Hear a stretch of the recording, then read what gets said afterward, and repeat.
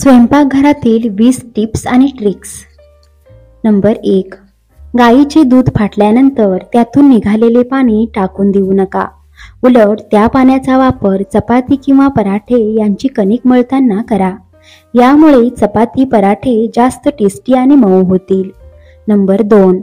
भज्यांचे पीठ बनवताना त्यात थोडे तांदळाचे पीठ टाका. यामुळे भजी अधिक कुरकुरीत होतील. नंबर 3.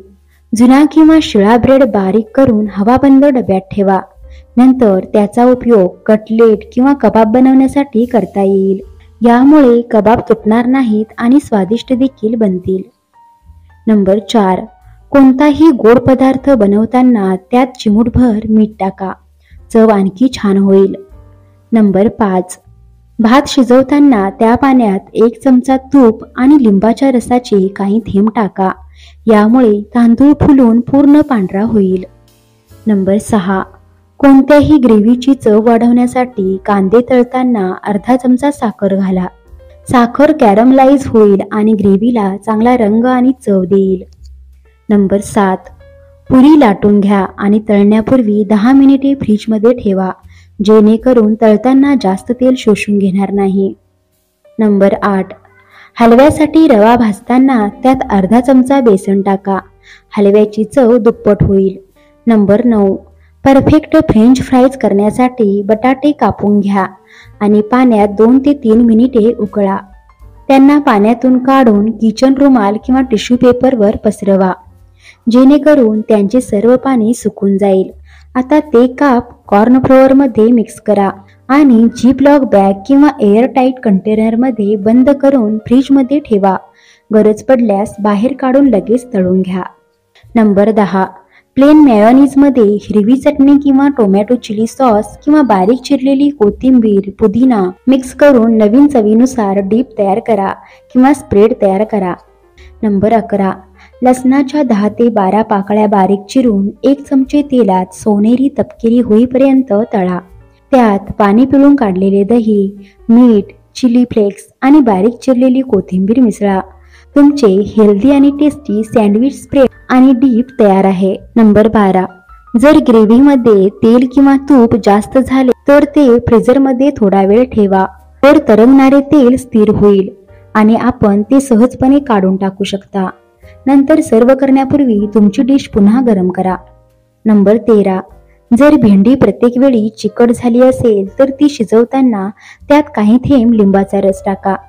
त्याचा चिकटपणा निघून जाईल. या व्यतिरिक्त तुम्ही भेंडी शिजवताना 1 चमचा भाजलेले बेसन देखील त्यात घालू शकता.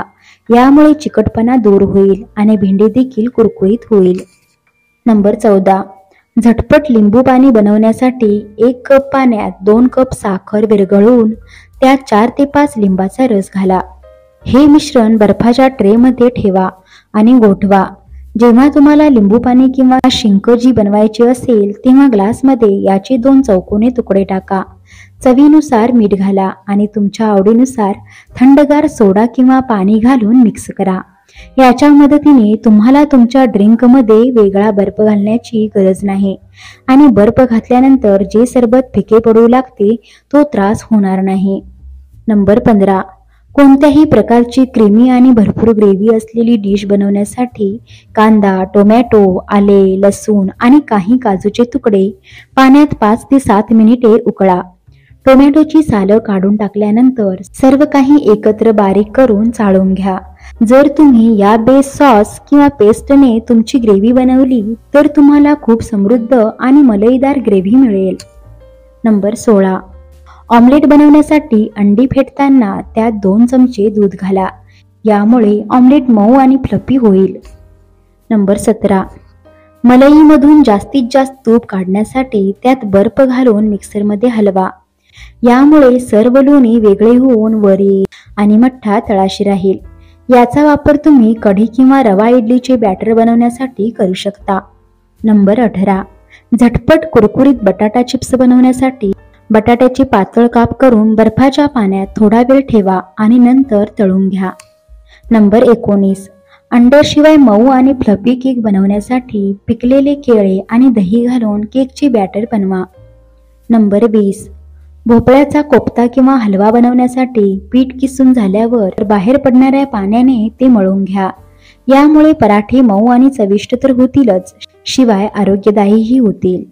मित्रांनो, व्हिडिओ आवडल्यास व्हिडिओला लाईक करा, शेअर करा आणि सबस्क्राईब करा. धन्यवाद.